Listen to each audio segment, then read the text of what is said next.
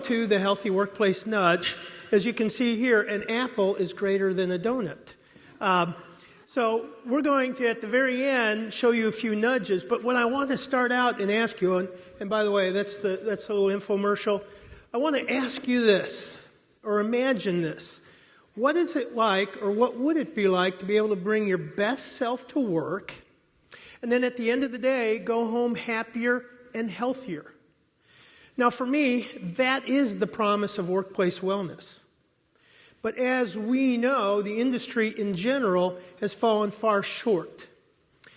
And over the last 50 years, we've seen the industry redefine success, recalibrate expectations, and to some degree continue to lower the bar so that now participation is the measure of success rather than outcomes. So we've been stuck in this kind of loop for a while, and on what I would call a downward trend, even in the face of a rising health crisis that we face. But I think we had a reset in 2013 that I want to share with you, and an opportunity to reframe the conversation. And so what I'd like to do is take you on the journey that I went on with about 100 experts and corporate leaders to search for how can we get closer to the promise. And what I'm talking about is how can we do something, what kind of interventions can positively impact 100% of your employees so that they come home happier and healthier at the end of the day. So let's start out with a little bit of who's Mind Shift and what do we do. So the brief version is that Mind Shift started out as a process to deal with complexity, systems that were stuck. But then it became the name of my company. What we do is we tackle wicked problems, and wicked problems are defined as those that resist change. There are no easy solutions, and oftentimes when you introduce a solution, it turns into unintended consequences, and these are systems that remain stuck for decades. Can you think of a few wicked problems that we're dealing with in this country right now? So as you can see, the body of work covers a wide range, and I'm often asked, so what's the connection between capital projects and education and workplace wellness and engagement and religion? They all have a common thread of dealing with human challenges of complexity in human-based systems, and that's what we do. So I'd like to start the story and the journey with Sherry Barkin. She is the Chief Director of Pediatrics for Childhood Obesity at Vanderbilt Children. And I met with her early into our research. And she shared with me, and she said, Rex, you guys face a similar problem that we face in healthcare. We deliver a lot of healthcare without ever achieving health. That impacted me. Think about that for a minute. There's a lot of stuff we do. Look at all the dollars spent on the programs. And are we actually sending more people home happier and healthier at the end of the day? That's my benchmark. That's the thing that drives me to ask these deeper questions. And I want you to note that at the root of all these questions are two things that we have to keep in mind. Are we addressing root cause? And are we dealing with human nature? Because unless we're dealing with root cause and human nature, then whatever programs we put in, we have to put lots of effort to get a marginal number of people to behave and participate. So that was what led our journey. I'd like to introduce you to one of the heroes in our narrative, and his name is Richard Thaler. How many have heard of Richard Thaler? He popularized behavioral economics. How many have heard of behavioral economics? This is where the idea of nudging comes from. Now, he won the Nobel Prize for Economics in 2017, and he's most known for changing or shifting the norm, shifting the behaviors on how we invest in 401ks with one little simple nudge. Opt in versus opt out. With that simple nudge, he improved the retirement of millions of Americans, and he increased the participation from 30% to 90%. He also flipped upside down the whole theory of traditional economics. Now, traditional economics and economics in general is the science of how we make risk-reward decisions and how you influence people to make better decisions. That's economics.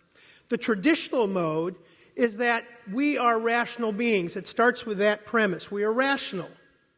And therefore, if we are rational, if we have the right information and the proper positive and negative incentives, it will influence our choices.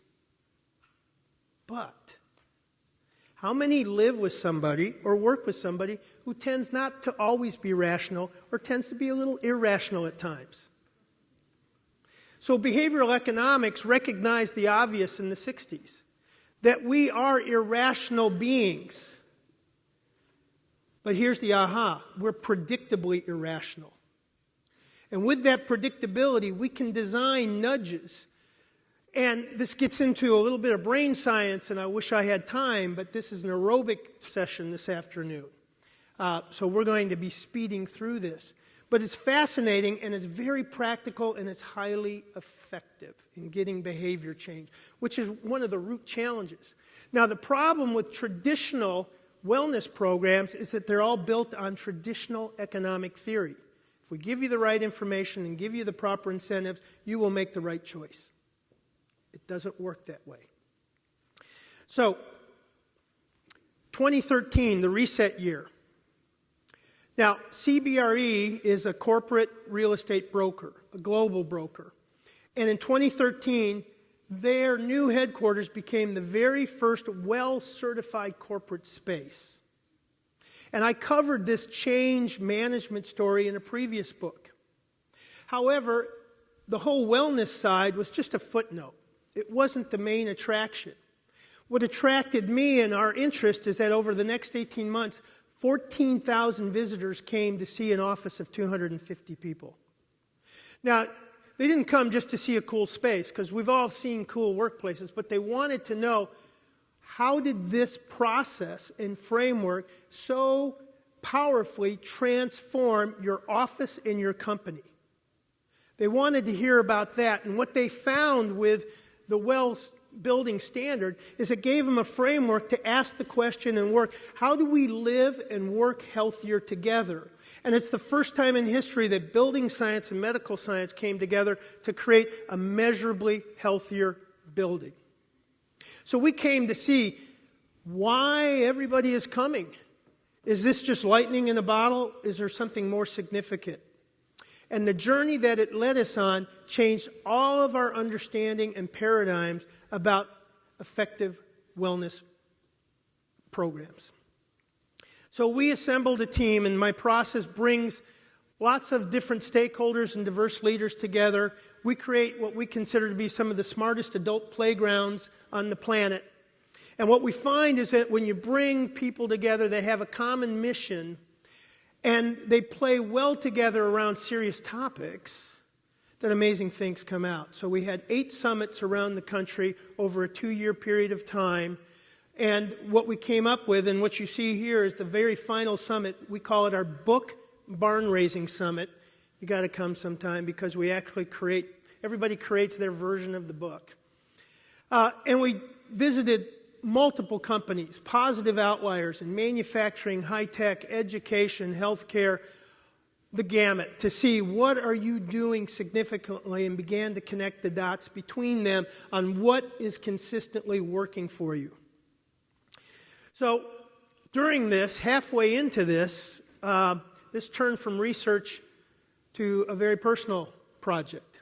And what I've discovered is that everybody has a story. And I didn't approach this at first. In the upper left is my mom, and we lost her because of medical neglect a year into the project. And then shortly after, I lost my youngest brother to medical error, tragic medical error. And then my mother-in-law I lost because of the challenge she had managing her diabetes, and she had an instant stroke, and it killed her instantly, and she was just with us a month before and vibrant. And then the last piece hit us with my daughter on the far right. She was diagnosed with MS. So now I find myself not only researching, but very personal interest on this machine that we get sucked into that's dehumanizing and hard. And if me, with the resources I have and the capabilities, find myself ground down just trying to navigate this, what chance do most of us have? So it became very personal. Now, the research side, the first thing we did is we started with the Cleveland Clinic, and it was interesting to see the presentation this morning.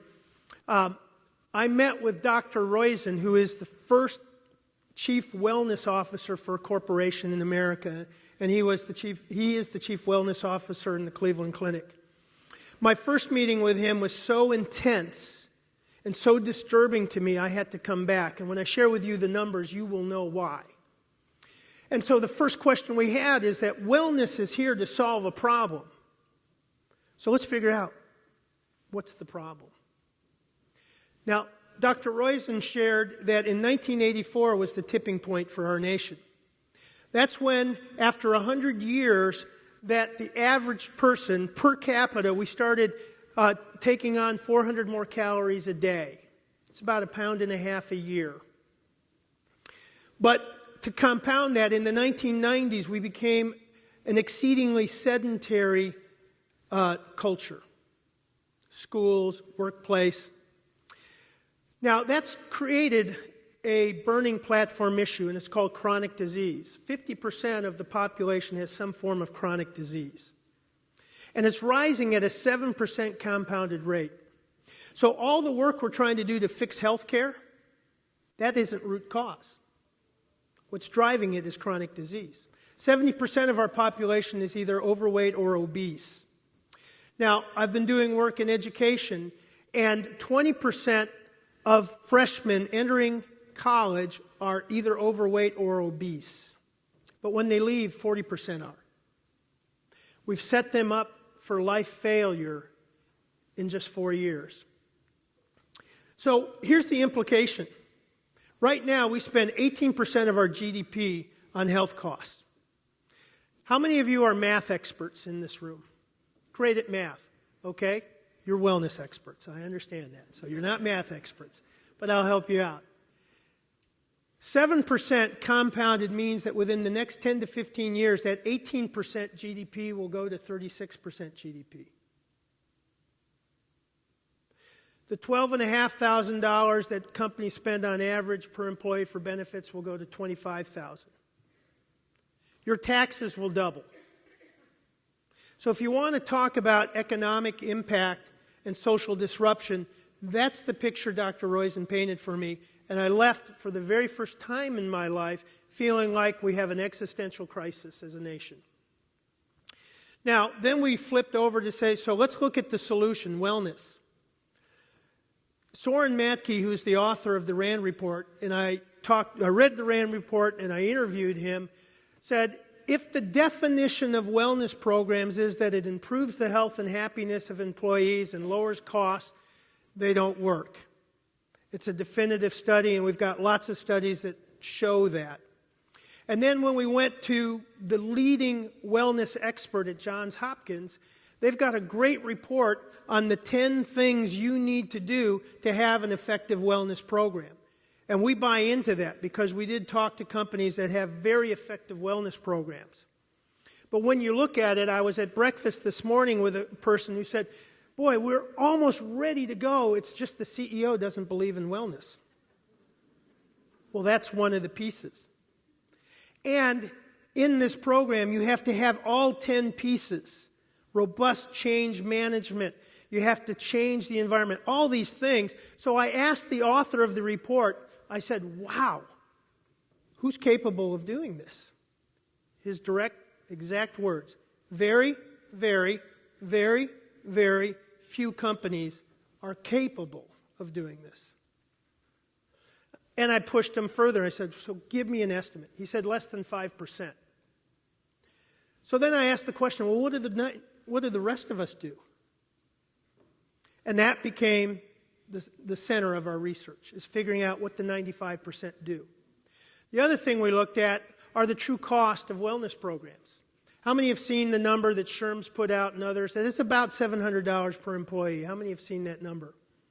Well, we spoke to 2 Fortune 25 companies that do a lot of the research, and they said that doesn't take into consideration the soft cost of admin, loss of productivity, and false positives.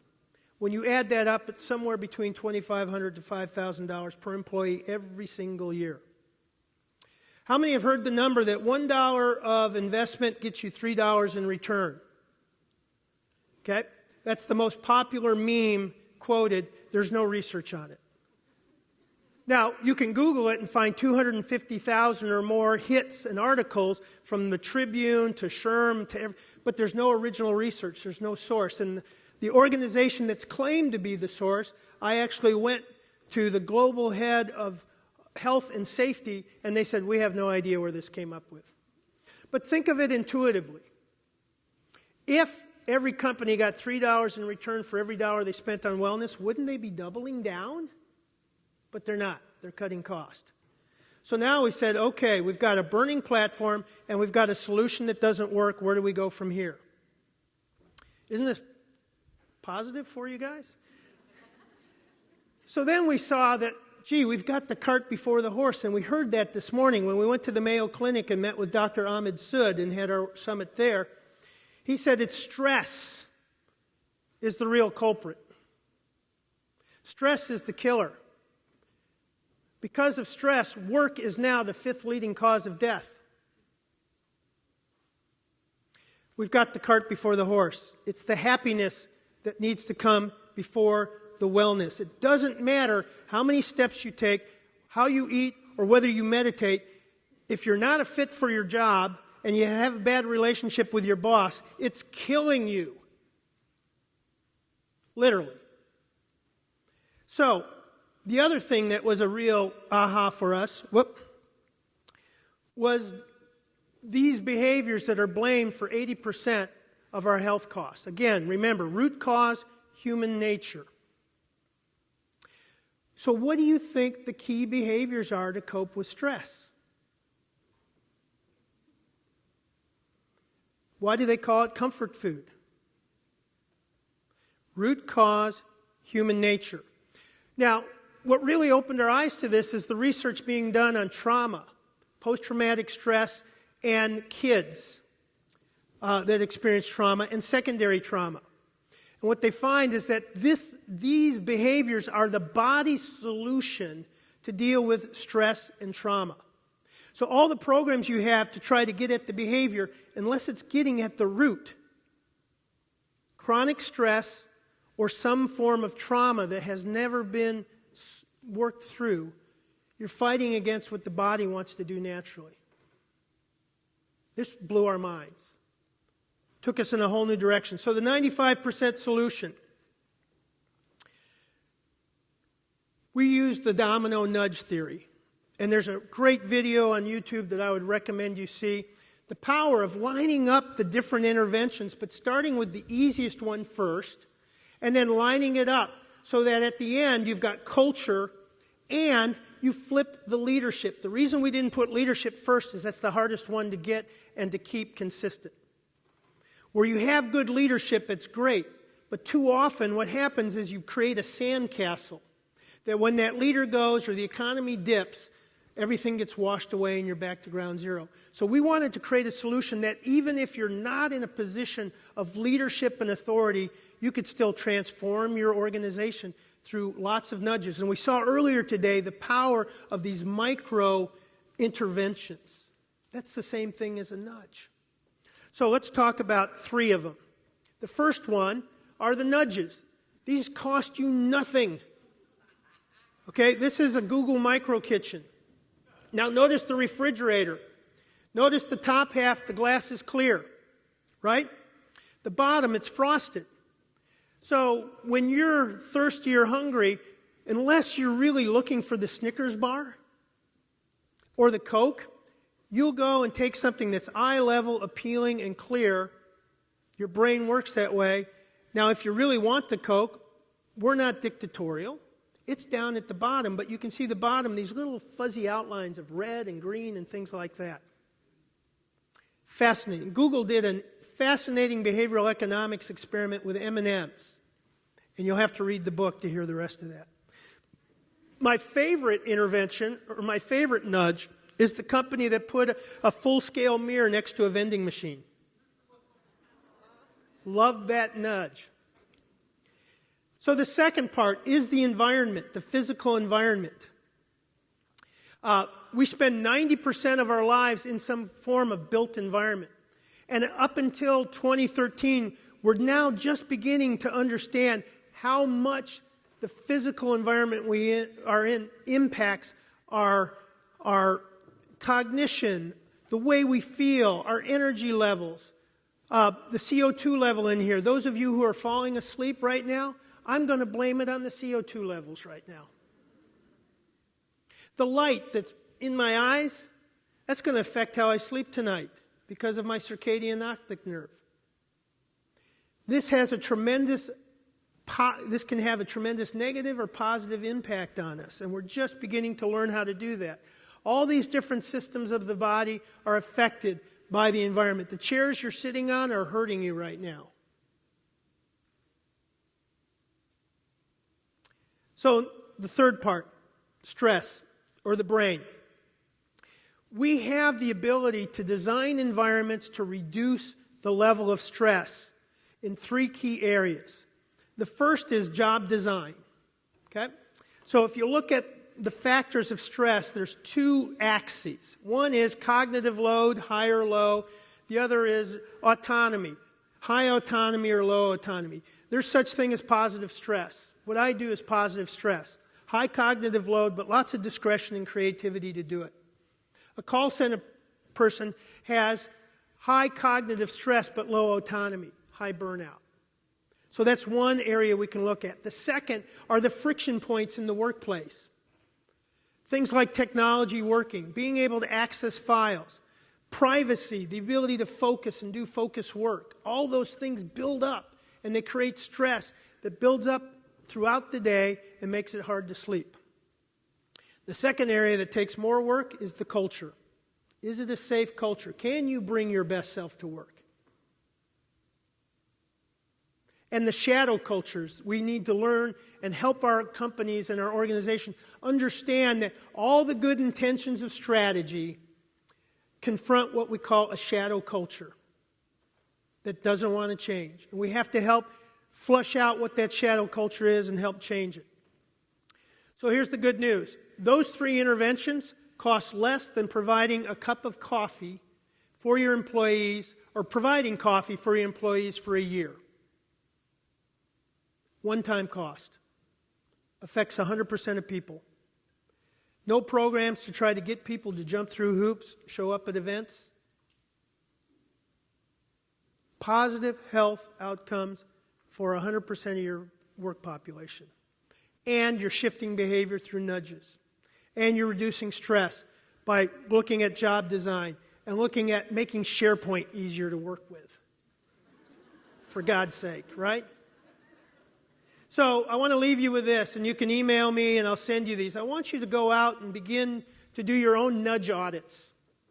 The first one is our physical nudges. So when you come to a meeting in the morning and they're serving pastry, coffee, and juice, that's a negative nudge. So do an inventory of the negative nudges and then have a conversation and get others involved and look at what can we do to replace that. I mean, the food that we get here is so well thought through, they're positive nudges. San Diego, positive nudge, right? You want to go outside.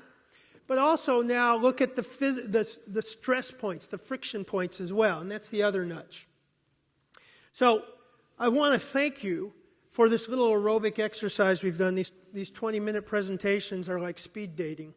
What I hope we've done, and I've done, is share our journey to give you a little context for how we got to where we are, give you a couple new ideas for solutions, and help us move closer to the promise. And if I did great on this speed date, then I hope we can have a further conversation and go further and deeper into understanding some ways that you can go back and make a difference and change your culture. Thank you very much.